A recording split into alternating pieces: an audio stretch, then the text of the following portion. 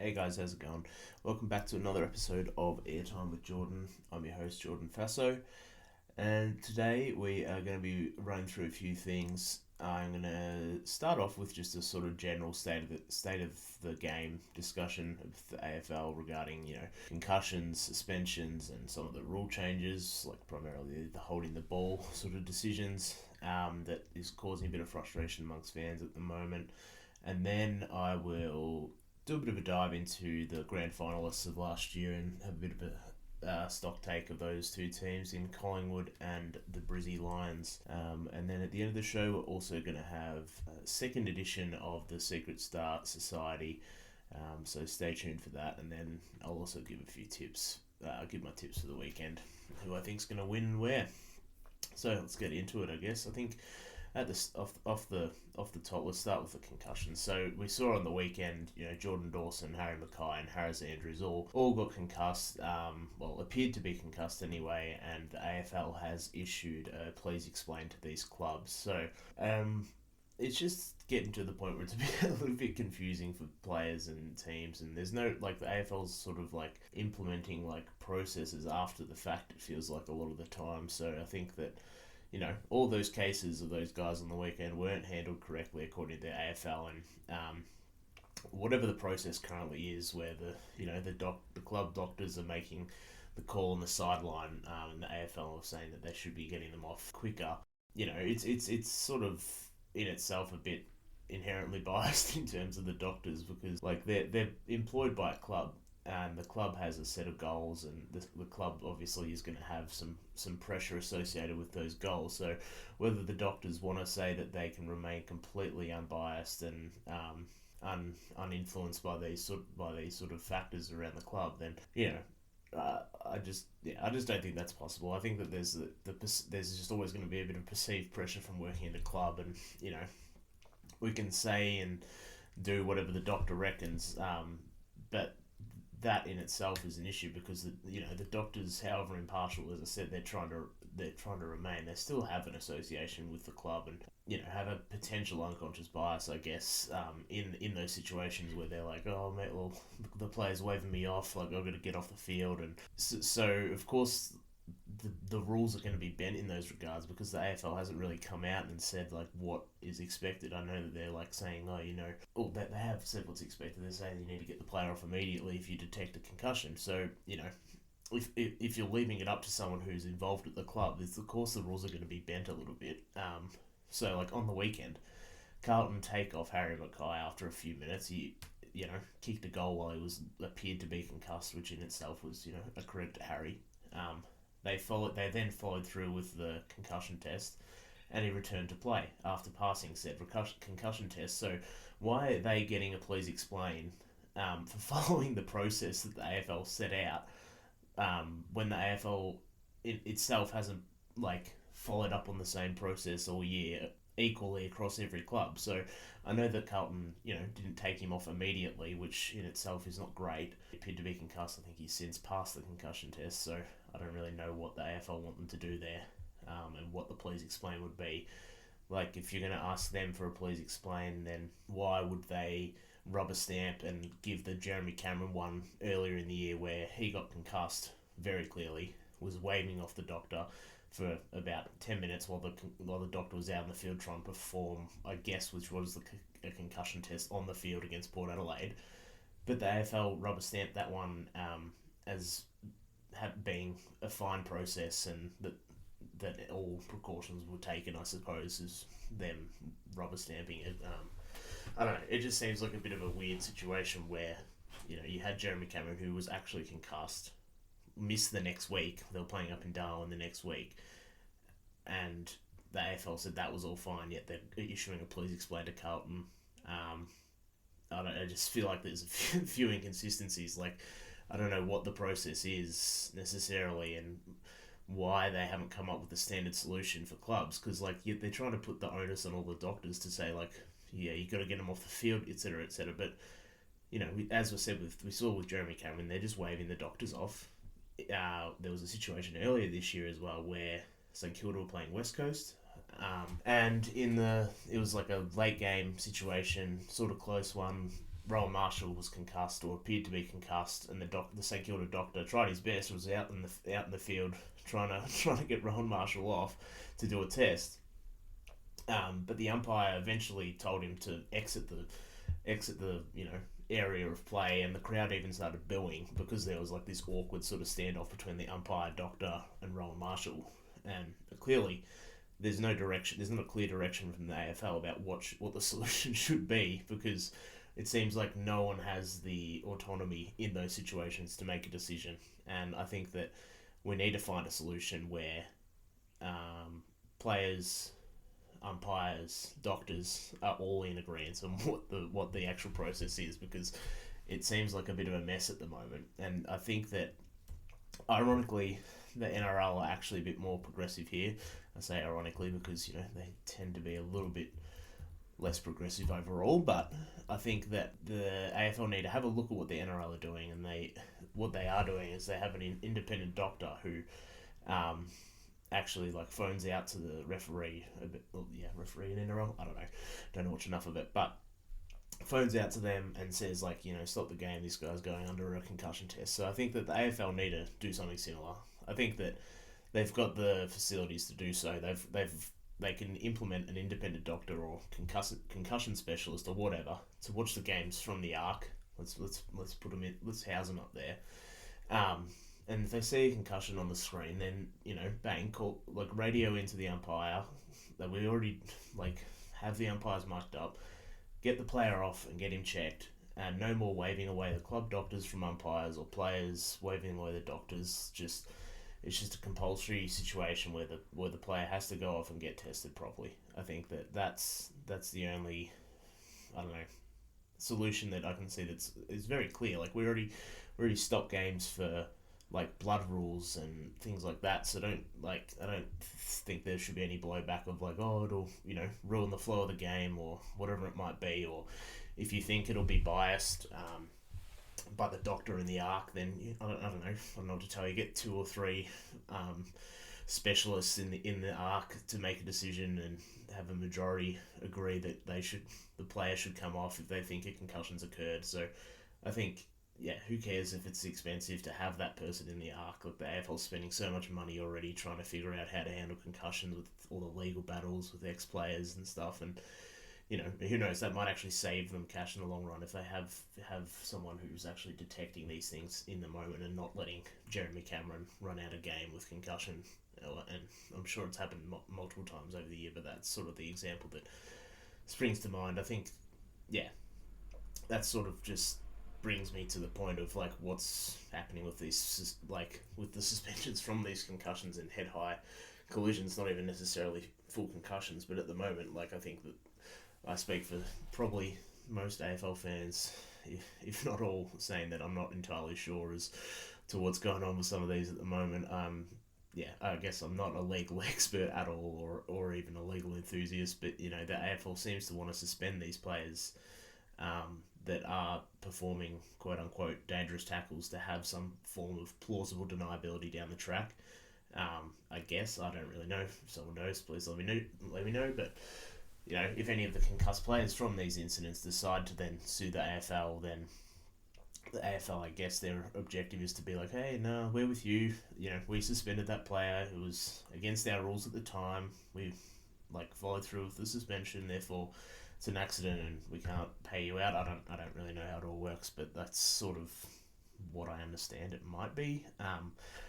The issue that the AFL maybe haven't realised quick enough, which is kind of ridiculous, is that as long as the game itself remains a 360-degree full contact sport, there's always going to be concussions. Like suspending players does nothing for the game. It does nothing to eliminate concussions in the sport. It's not acting as a deterrent as they would have hoped, because they keep changing the goalposts and the threshold for what might be suspended. Like 3 years ago, like a dangerous sling tackle probably would have got you 2 or 3 weeks, and now we're seeing Toby Bedford and who's in Charlie Cameron just performing pretty sort of normal tackles on people, and getting 3 weeks for it. So I think that the fact that is that these players, yeah, it's not acting as a deterrent as I think the AFL thinks it would. Like, there's always going to be, because guess what? There's it's still illegal to tackle, and every contest is different. So you can't dictate to the players in real time how they should be tackling better or releasing an arm or whatever it is. It's not like it's not that nuanced in the moment. Like, you can't, players aren't processing every single angle and like measure of momentum that they're hitting a contest with. Players have a hit zone of a player where they're allowed in the rules to tackle, and they go for it, and they should continue to go for it. I don't think that and I think that Toby Bedford and Charlie Cameron in last week shouldn't have had a case to answer for. All the teams should just keep tackling as they are, because if the AFL is going to continually shift the goalposts on what's an acceptable tackle and what's not, you may as well just play the odds and keep tackling the way you are. I will say that maybe not the deterrent, but like, players are showing more duty of care towards each other. I don't think you see as many big dump tackles or aggressive slings and things like that you might have seen a couple of years ago. But the fact of the matter is that concussions are still happening with just like rudimentary tackles like that just happen in the game. And I for one, definitely don't want aggressive tackles out of the game at all. They're part of the appeal of AFL, and the sooner the AFL realises that they won't be able to eliminate these sort of situations without completely outruling tackling, or I don't know what the change would be, but I just don't think the way that the game is set up, you can eliminate these issues. They just have to figure out a way to, I don't know, manage them off the field somehow. I think at this point, that sort of flows into the rule changes that they're making mid-season. So like, them coming out and saying that one arm free is prior opportunity has actually, in my opinion, sort of caused more issues. Like, not just with the inability of the umpires to now adjudicate that consistently and the other holding the ball free kicks, but also like it sort of increases the chance of player injury too. You're asking a players to dispose of the ball with one arm, so if they've got one arm free, that implies that they have to kick it because they can't handle it. So that makes them lose their control and balance in the contest, and in all likelihood is going to increase the risk of a head injury because they can't brace because one arm's pinned, the other one's trying to dispose of the ball. Their legs are off the ground, or one leg's off the ground trying to kick it, so they're either going to get tackled into the ground if the tackler isn't upholding his end of the bargain in terms of duty of care, or they're just going to get like a rolled ankle or something like that. I think a few weeks ago in the who was it? It was Nick Dacos was playing someone, and his arm got pinned and his leg was down as well. Leg was under the tackling player, and he tried to force his other leg up, and all the remainder of the game he was dealing with a cramp, or what appeared to be maybe a strain or a cramp in his leg, because he tried to perform a kick that was so unrealistic, but based on these rules, that he was ever going to get out. Like, I just think that I don't know what they're trying to ask the players in that regard. Like, it's just, if the importance of like suspending all these players is to deter people from tackling aggressively, and then you bring in a rule that's sort of leaning itself to injuring players, like, I don't know, it seems a bit counterintuitive to me. I don't even know what that mid-season rule change was intended to do with in regards to the holding the ball stuff. Like, is it speeding up the game? Is it paying more holding the ball so the crowd can yell ball at everything? Because like, who knows what we paid at this point? Like, it's just blurred the lines even more for me. And I think like changing the rules in that way mid-year from a matter of week to week, just sort of seems like a pretty amateur organizational thing to do.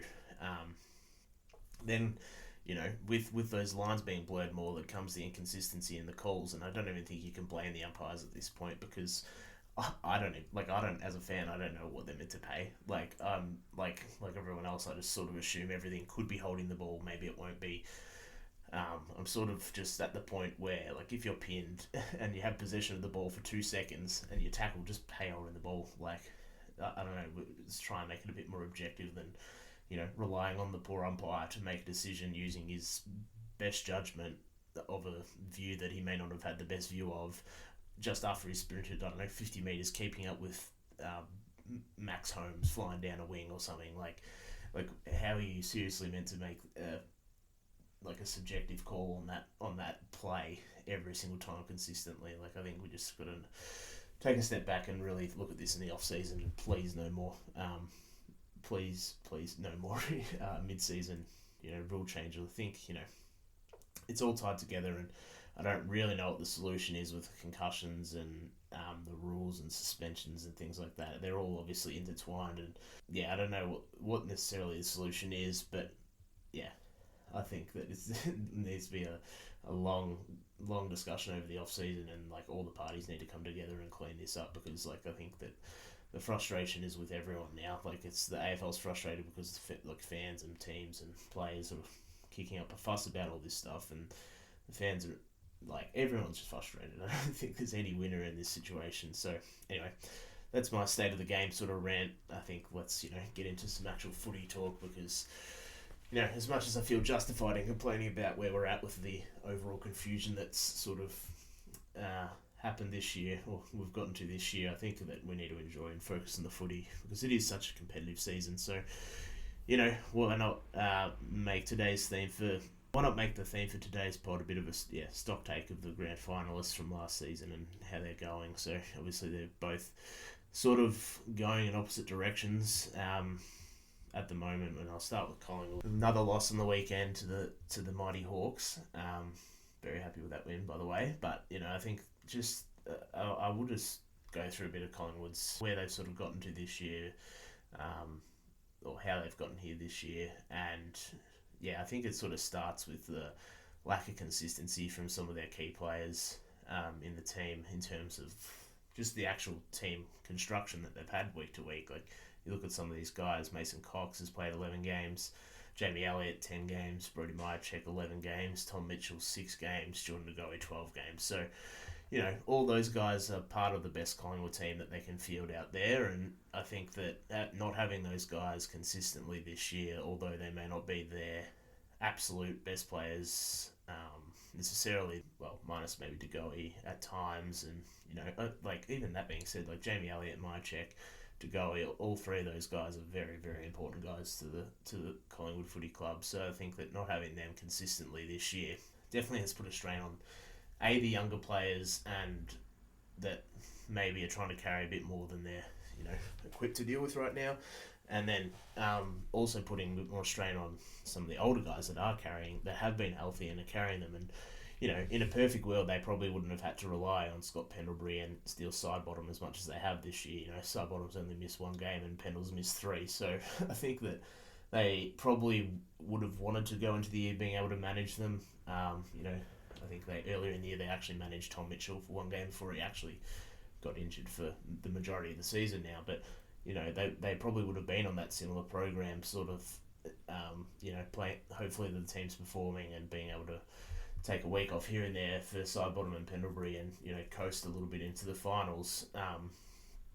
But that hasn't been the case. So losing those guys that I mentioned for a few games, as well as Nathan Murphy being out for the whole year or retiring, I think that it sort of put them into this position where now if they do even get into the finals, those guys, namely Sidebottom and Pendlebury, might not have the legs that they would have wanted them to coming into that point of the season. So I think that the health factor has been a big thing for Collingwood, and now you're going into age 37 Pendles and age 34 Sidebottom seasons next year. So they've both been great, but the issue is the reliance that they've had on those two to perform and perform consistently due to the other players not being available.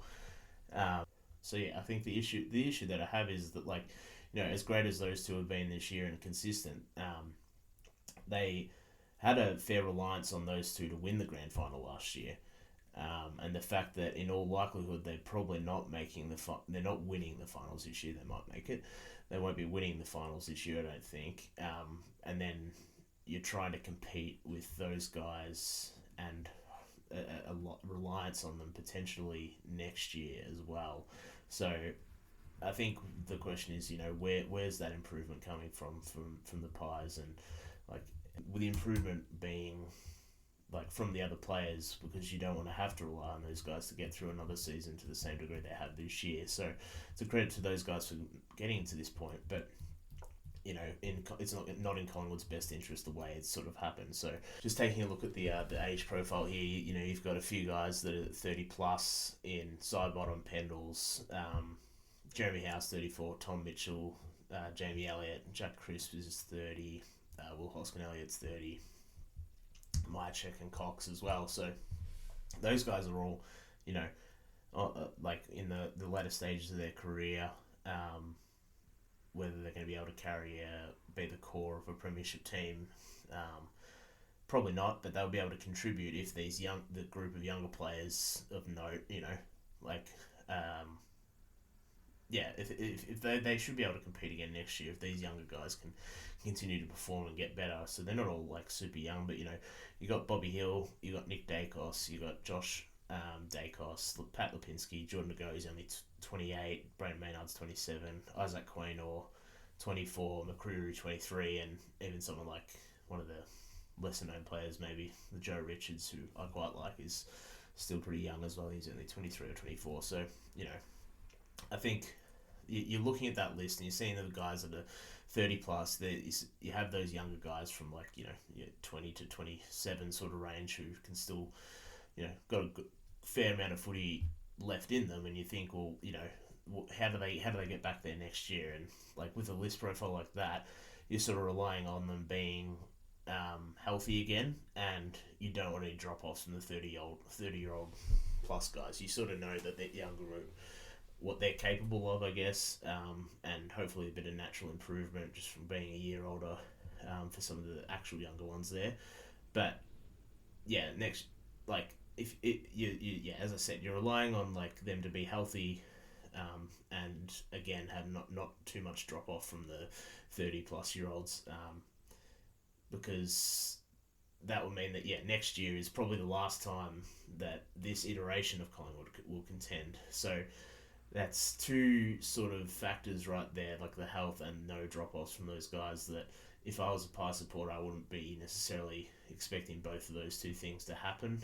I think that a drop-off will happen in form from Pendlebury, Sidebottom, Jeremy Howe, Tom Mitchell, Elliott, and probably Mason Cox too. I think that, maybe Mychek, Crisp and Will Hoskin Elliott, they're probably in that 30 range, probably will probably be around about the same. But yeah, I think that if you're relying on those guys to be just as good this year and healthier, I would. It doesn't really bode well for the Pies, I think, going into next year necessarily. I think that, the other elephant in the room for Collingwood, I guess, is Darcy Moore. Everyone sort of talked about his form this year. I've got his sort of stats here that I want to touch on. It's just down across the board this year versus last year. So his kicks are down from 10 to 7 this year. His handballs are actually up slightly. His disposals overall are down by about 3. His marks are down by about 2 marks per game. His inside 50s have dropped from about 0.4, so from 1.2 to 0.8 this year. And his disposal efficiency has dropped slightly as well by 3%. Contested marking, he's gone from 2 last year to 0.7 this year a game. His rebound 50s as well, 5 last year to 3.7 this year. So and even his bounces as well. So he's averaging 0.6 last year. He hasn't taken a bounce this year. So I think that those sort of stats as well with his meters gained, it sort of points to the fact that he's had an inability to come off and be that rebounding sort of key back that we sort of saw from him. He was actually quite a interesting player, I guess. He was this key back who can take a full forward a little bit and then actually run off like a half backer. So not many key backs in the game have that capability, but you know, that being said, like no doubt he's at his best when he is that sort of interceptor, run-off player, and he's not his best attributes aren't being that, you know, body on body contest saving key defender, in the way that maybe Jacob Wiedering is, who's just going to monster his opponent. Like that's not Darcy Moore, and you know I think that Nathan Murphy, his absence has been an absolute killer for Collingwood. You know, it allowed, like, his presence allowed Darcy Moore and allowed Nathan Murphy, funnily enough, to be able to fly around and, you know, help out in contests, help each other out in contests, which Billy Frampton is not able to do. I don't know whether it's just the chemistry, the footy IQ, whatever it is, but yeah, that's clearly like a void this year for Collingwood, which hasn't helped. You know, hasn't helped Darcy Moore at all. So I think that adjustment has probably been the hardest thing for them. And like his stats are obviously down because of that. And then in turn, the team sort of has to play a bit more conservative in defense. Like can't help each other out quite as much. Don't have like two elite intercepting, like kind of the top spoil sort of key defenders like they did last year. So I think that, you know, his stats are down because, yeah, basically because of Nathan Murphy's absence and the team not being able to be as aggressive in terms of like, yeah, coming off and helping for each other. So, you know, to get a picture of like where Darcy Moore's at this year, I ran the stats across everyone else in the competition just to see like which players statistical profiles he most closely matches, and it came out with Ben Mackay and Alir. So they're not horrible comparisons, I guess, and yeah, that in terms of like you think like, oh yeah, like those guys are solid key defenders, but you know this guy is a two-time All-Australian, Darcy Moore, premiership captain, and those two guys are probably the 15th to 20th best key defenders in the league. So I guess that Darcy's probably disappointment that everyone has is probably a product of his own like high watermarks that he's you know, provided for the last few years, being one of the better key defenders in the league and having that run and dash off half back. But yeah, I think that even without you know, Nathan Murphy and how that limits you compared to how they played last year, Darcy Moore is still talented, you know, enough to be performing better than this. I think that whether that's on him or Collingwood to figure out a way to get the best out of him again, I'm not sure. So yeah, I guess the next question is, can they still get there this year, and what should they be focusing on if not? So, you know, they've got, to close out the season, they've got Richmond, Carlton, Sydney at the SCG, Brizzy, and then Melbourne. So you'd think that two of those are probably wins with the Richmond and Melbourne games. But even then, the Melbourne one, who knows? So Richmond, you should think they should definitely win.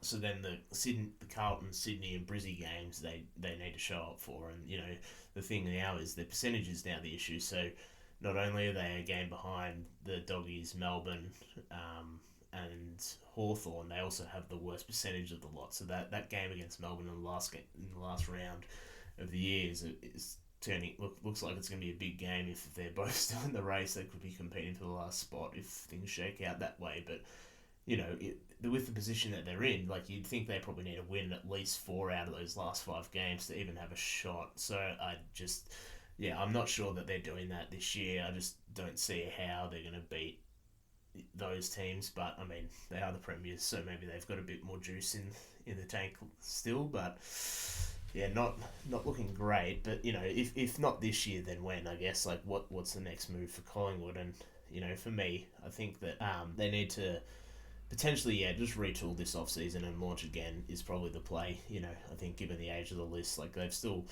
if Pendles and Sidebottom and all those guys are still going around again, like I think you owe it to those guys, and you know that you've done it a year, 2 years prior to that like, you know, it's worth running it back and, yeah, just sort of, I guess retooling, and like that primarily would be the need to help out Darcy Moore and find another key defender with a high footy IQ and an ability to intercept, which obviously not so easy on the market. You saw what happened last year with Ben Mackay and how high his price went up, and I think that this year that's probably the guy that is probably leading the way is Josh Battle. He's the one that is on the market clearly. The Hawks and Saints are having a bit of a bidding war after him, so I'm not sure why the Pies maybe haven't spoken about with him, given that Nathan Murphy won't be counting against his salary cap. But maybe that's it. They just can't afford salary wise with the list of guys they currently have already in the team. They've also traded their first round pick this year to Freo in that Lockie Shields deal. So trading for that player without isn't trading for that player like that intercept key defender to help out Darcy Moore probably isn't going to happen unless they trade someone talented like from their own list already. So I don't think that that's necessarily an easy path for them to follow. I think that if they can't find that player, then the list just needs to be healthy and rely on no drop-offs sort of in those older guys, like I said, which isn't ideal. But if they get to the end of next year and have sort of fallen over again, then then you're starting to think do we start doing a little mini rebuild or retool?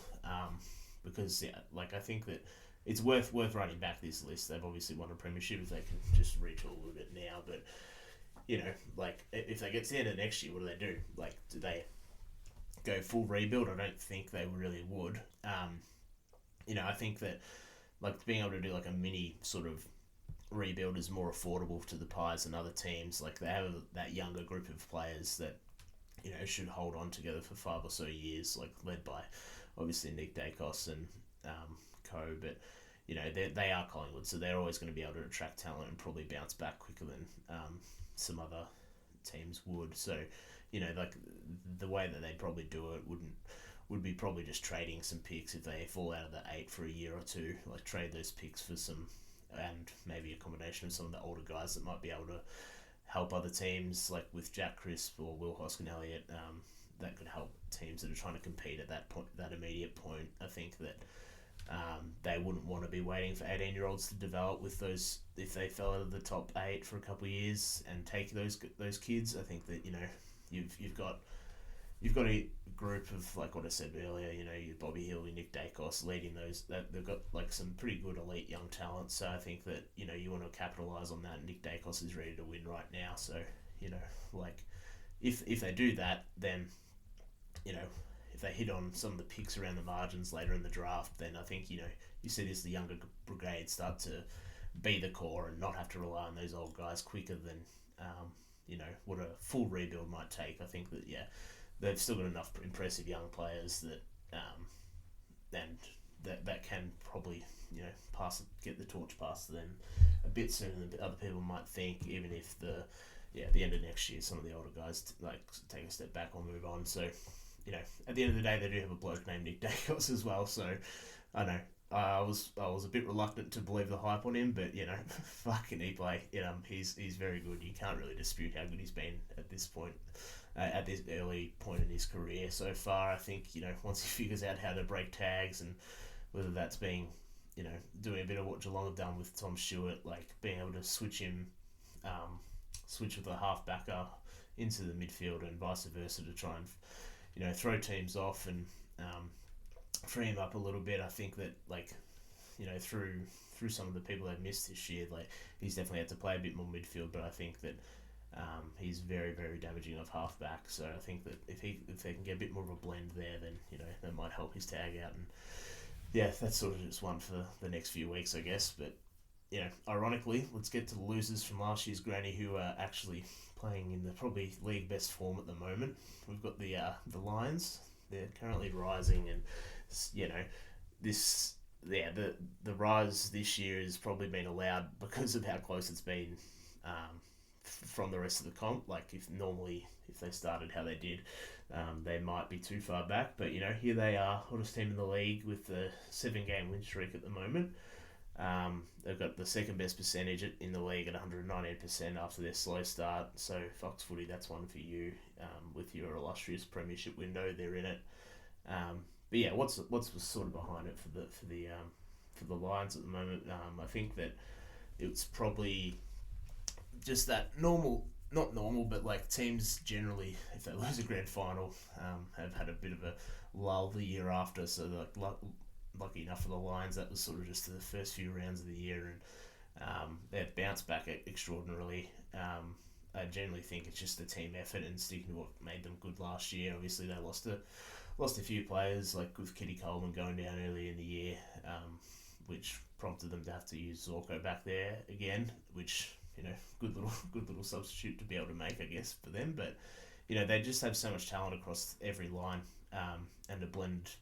I love the blend of smaller guys who can play in the midfield and forward line, which really helps them be able to find the right mix of players each game for someone to step up and have multiple guys who can have 20, 25 touches and kick 2 goals. So those small guys that can hit the scoreboard. You got him McCluggage, who's did it last round in emphatic fashion. Lockie Neal, everyone knows what he can do. He's probably the cleanest player I've ever seen. He is very, very underrated for a 2-time Brownlow medalist. I think that people are starting to give him his flowers over the last sort of year or two. But yeah, that I cannot understate how good Lockie Neal is. You got Dane Zorko as well. Zach Bailey and Cam Rayner, all guys who have slightly interchangeable roles. Maybe not Lockie Neal as much, but they help spread the scoring load for Brizzy, which is I really like that part of their game. And I think that apart from Zach Bailey maybe having still a bit of a down year, I think that's the only real thing that's still worrying me about Brisbane, if they can get him up and running, because I love him. He's a great player. I feel he's got that X factor about him, and he has a little bit of for some older Geelong fans, not older Geelong fans, but from the old Geelong years with Stevie J. I think he's got a little bit of Stevie J about him. But yeah, I think that if they can get him going, like you've got everyone else playing pretty good footy at the moment, and I think they've got enough firepower up forward as well with Charlie, Joe Danaher, Eric Hipwood, and Kyle Loman's come on really, really nicely this year as well. So I think that the blend of scoring load they have from their like traditional forwards, and then also having like a midfield group and small forward group who can sort of run around everywhere, like it's a pretty nice luxury to have, I think. And then on top of all that, they add Will Ashcroft halfway through the year, who's nicely finding his feet so far for his season. So as he starts to find a bit more form, he could become another player who can hit the scoreboard and get you 20, 25 touches, and it just makes it really hard for the opposition to lock in on who's going to do the damage each week for Brisbane. And I think that's a really strong point for them. They don't necessarily, obviously they rely on Lockie Neal to get the ball, but I think that the load is very, very well spread across their players, and even Oscar McInerney as well. They've got a good ruckman as well. He's just competes every night, and rarely gets absolutely beaten, and he's gives the midfielders pretty good service. And then just going through the other lines that they've got talent at, like their defensive unit is really good. They've got quite a versatile defence. You got Starcevic and Leicester, who can play small or play a bit taller as well. Leicester probably more so than Starcevic. You got Jack Payne when he's healthy as well, and then Harris Andrews, who's like one of my absolute favourite players in the league. He's just an absolute brick wall back there. Him and Jacob Wiedering are probably my two favourite key defenders. They just feel like they could just be a defence by themselves at times, and Harris is proving that once again this year, and probably close for All Australian this year, I would say. So then the last bloke in the back line who I do want to focus on is Darcy Wilmot. He's this week's Secret Star Society nominee. So for those of you who don't know much about him, I'd sort of describe his game, or summarise his game as being that high effort defender, good dash of half back. He's probably not as elite at his position in terms of his contested one-on-one wins. In defence, he's currently sitting at winning 66% of them, which is still solid, but compared to other players who are small defenders who are actually like proper elite in that area, Isaac Quaynor, who's at 86%, and Jordan Boyd, who's at 90% in terms of the defensive one-on-ones that they win. So he's still got a little bit to go in terms of that, but I love his game. I think that analysed his overall statistical profile and had a look at who he comes out closest to in terms of that is some interesting names around the league. So we've got Trent Rivers from the D's, Brandon Maynard, Andrew McGrath, Harry Perryman, Nazar Wanganeen-Malera, Mitch Hinge, and Jordan Clark. So you can see those all those guys pretty similar players. That like defensive ball use halfbackers who love a bit of a run as well and dash through the middle. So I think that that's sort of where his value is through the run off halfback. And then so I dug into that a little bit, and after digging into that, I sort of looked through these stats here. So he's so the defensive loss percentage, defensive disposal efficiency, his pressure acts, meters gained, intercepts, and bounces. So I compared those stats across other players in the league, and quite interestingly, again, came out comparing most closely resembling to players that generally play on a wing. So we've got like Justin McInerney was one of those players, Xavier Dersma, Nick Martin,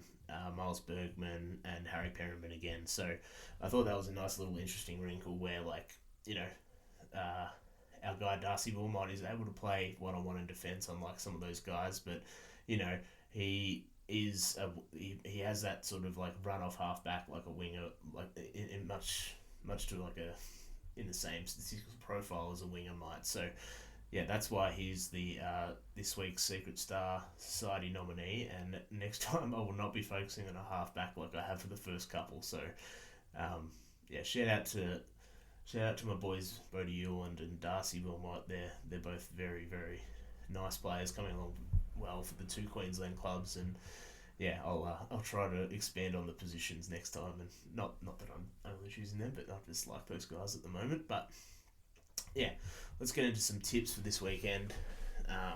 I will start off by saying, with the Carlton Port game. I think Carlton will be too good.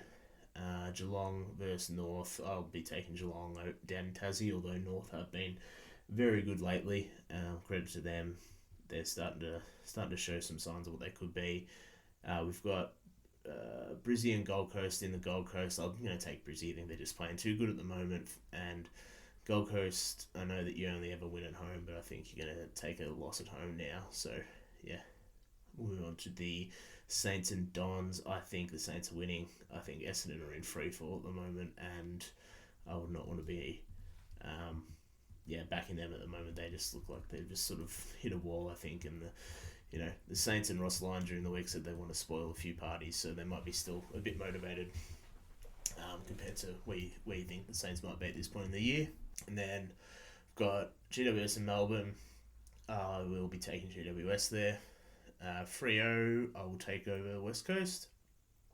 And Collingwood, I'll take over Richmond, although Richmond have been pretty competitive the last few weeks, so that's sort of one to watch for me. I think that, Collingwood is, although I said before, you'd probably guarantee them to win that game. I just don't know at the moment. I don't know what to really think of where they're at the moment, and Richmond seem to be a little bit more competitive. I'll take the Swannies over the Dogs, although the Dogs been very good as well lately.